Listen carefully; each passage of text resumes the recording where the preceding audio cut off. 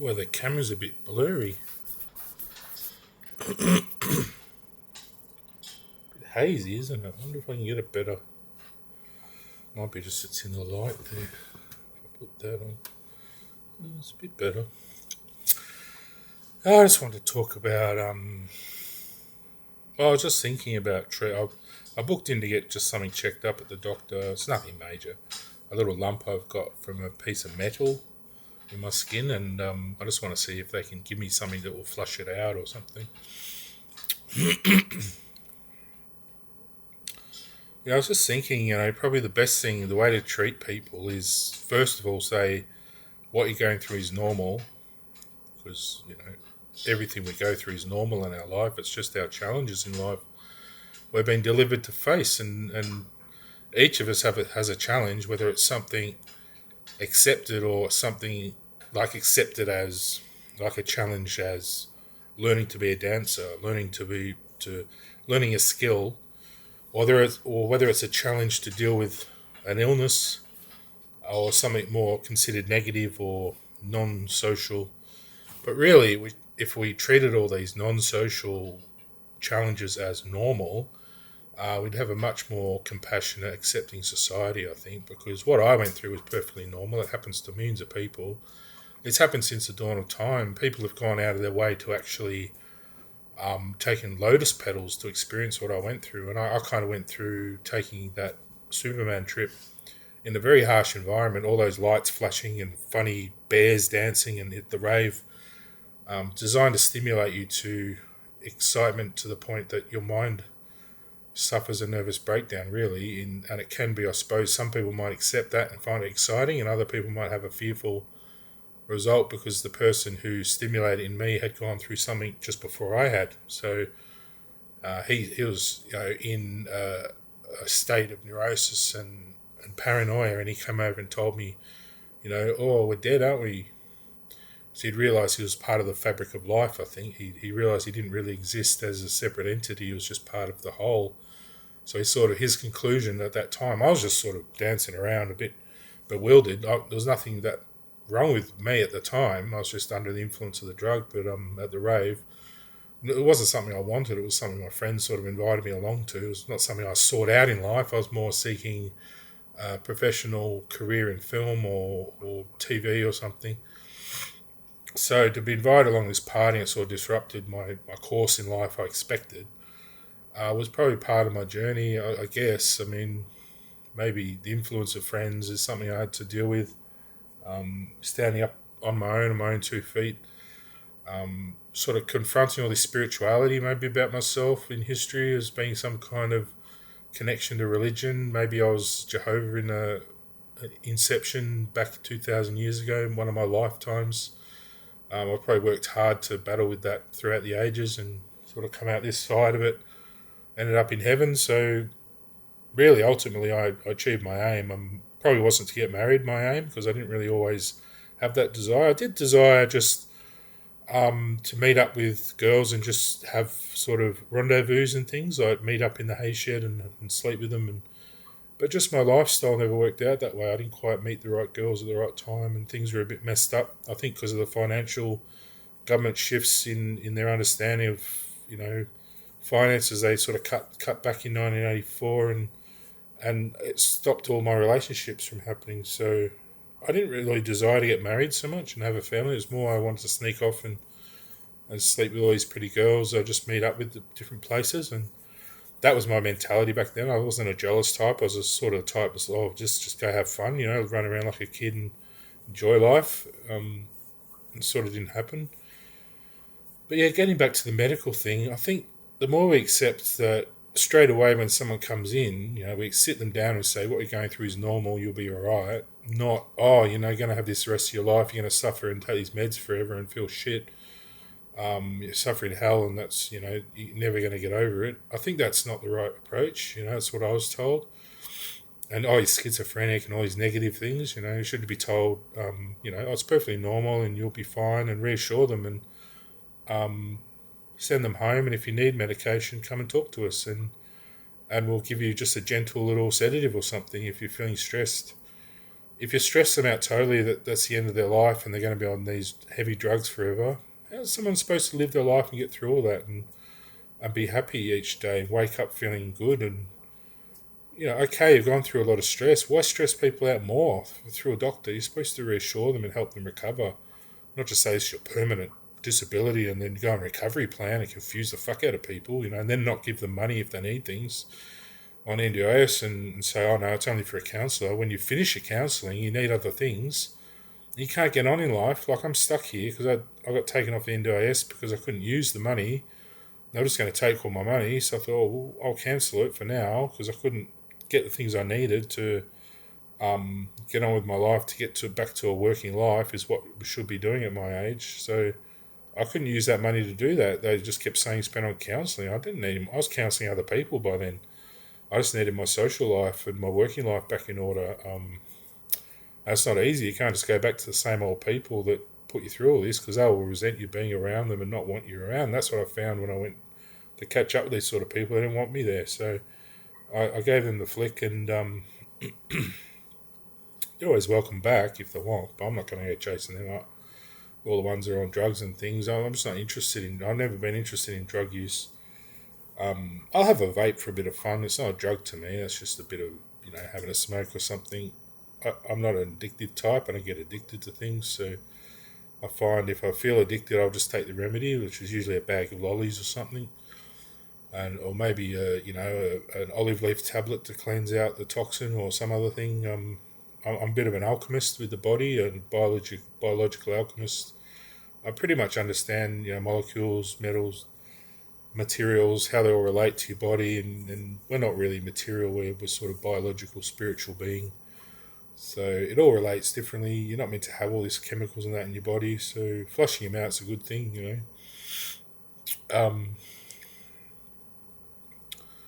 So, yeah, if you reassure people in the hospital or going to the doctor and say it's perfectly normal, send them home, don't just keep them locked up because they're dangerous, or just because they're afraid. A bit of reassurance, I would have been all right. I was just panicking and spinning on the mat and lying in bed scared that my life was over. If I just had someone to calm me down to the point I could get through to me that I would be all right, I would never have really gone through that kind of panic and shock and fear. So I never was mentally ill. It was just a panic attack, really, from that rave. Being told I was dead, I thought I'd actually passed over and died in a way. I knew I was still alive, but it was like I'd transferred into another dimension.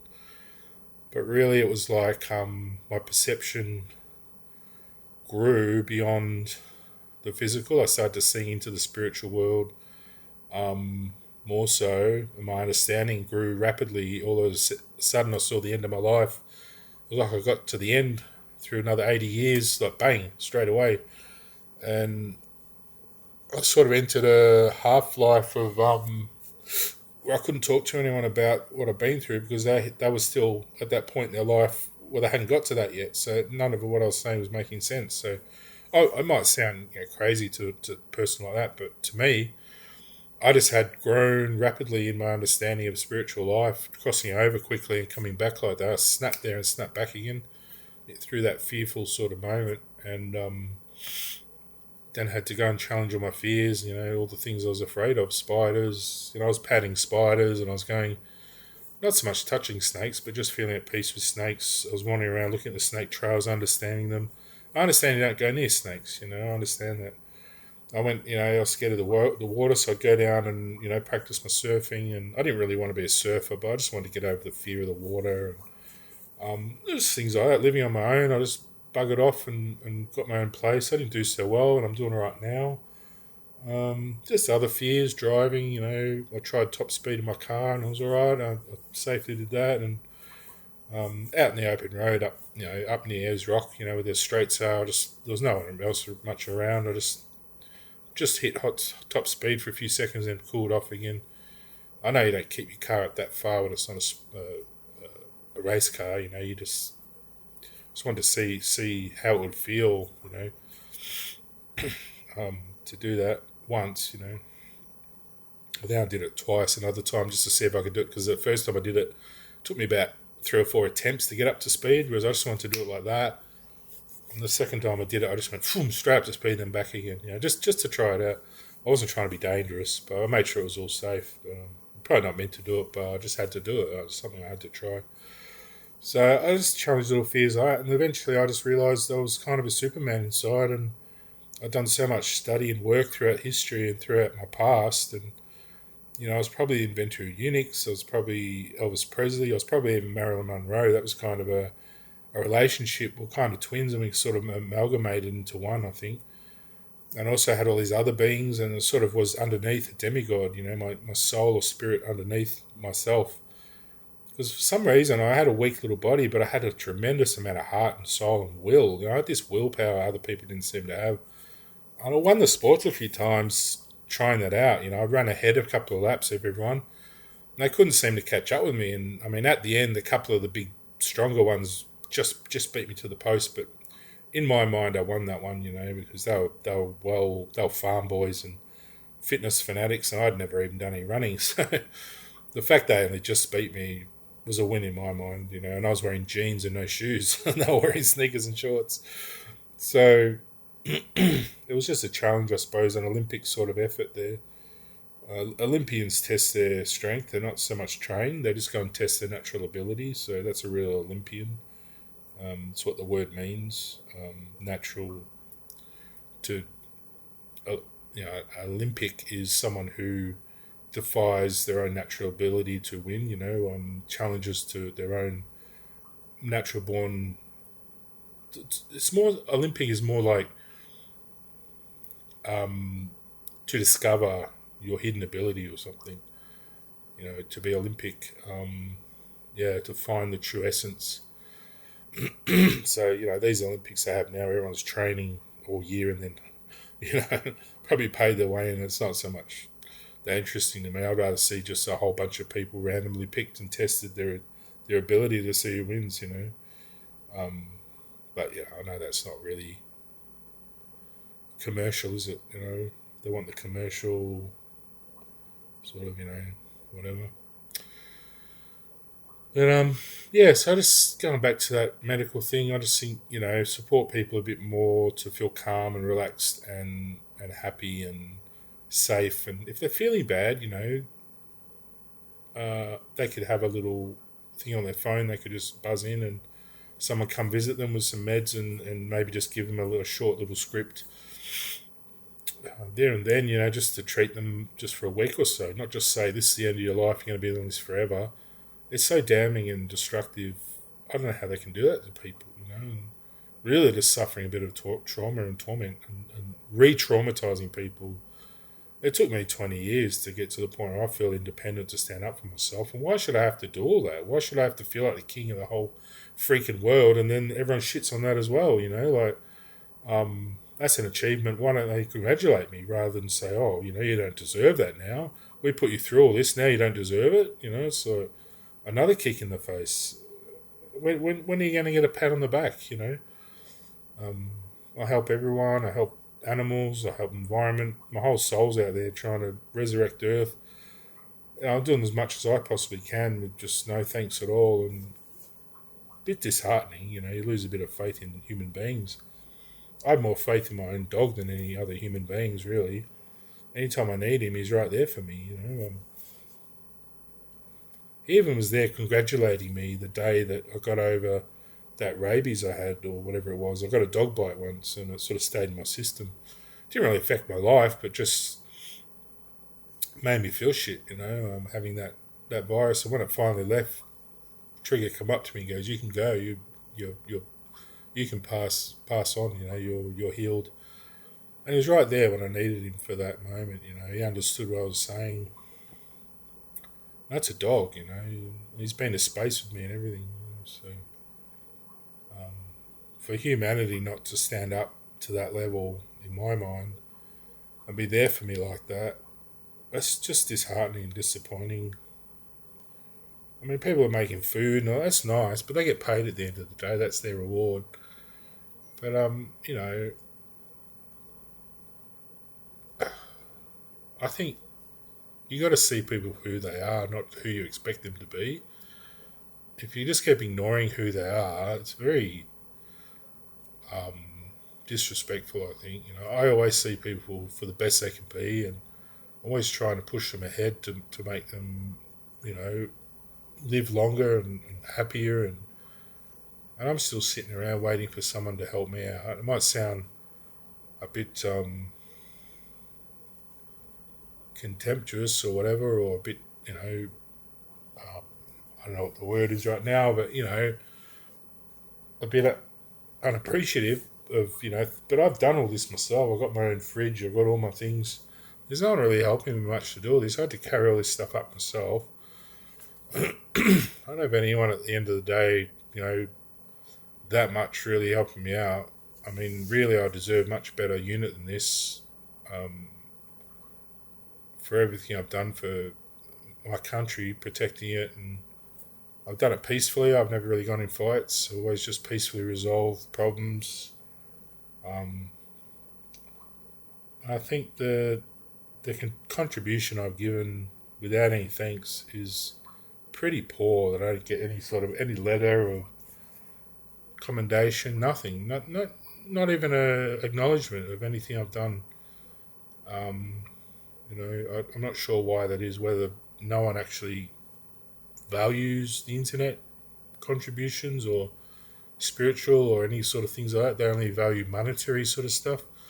That might be what the problem is. Everyone's just out for money. They don't care about anything else. But now, where I am now in heaven, it's not important to me. But there are people in the world that should be doing a better job of that. It's not really my job to sort out money. I know what the problem is, and I've illustrated it for people, but they don't seem to want to take that on board and just keep wanting to drag people down.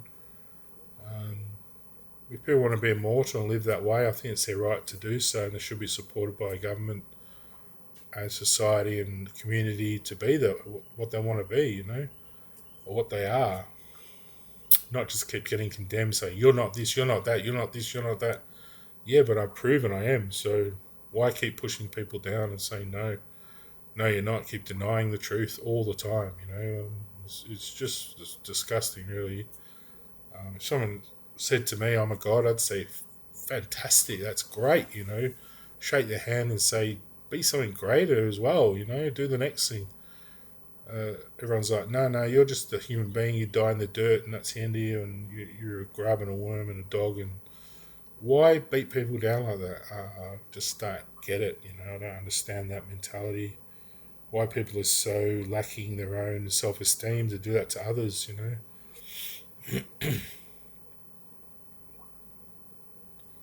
Anyway, so I just wanted to remind people to support people and push people up and raise people up, and you don't have to do it with your minds. You just say, "Great job," you'll be fine.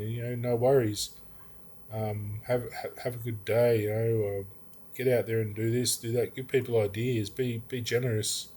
You don't have to give everyone your private thoughts, but just be generous with your praise, and you give people a smile and a hug and a wave and even a kiss.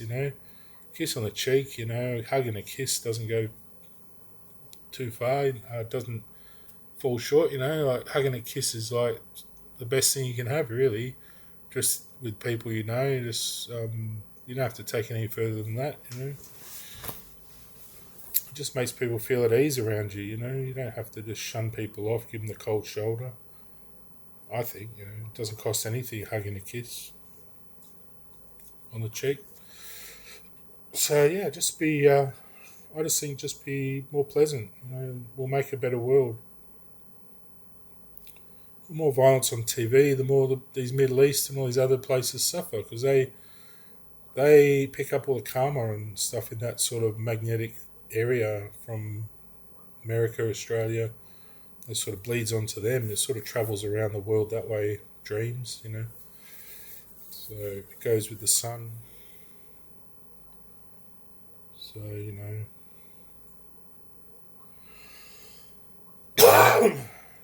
take care and have a good day, I guess.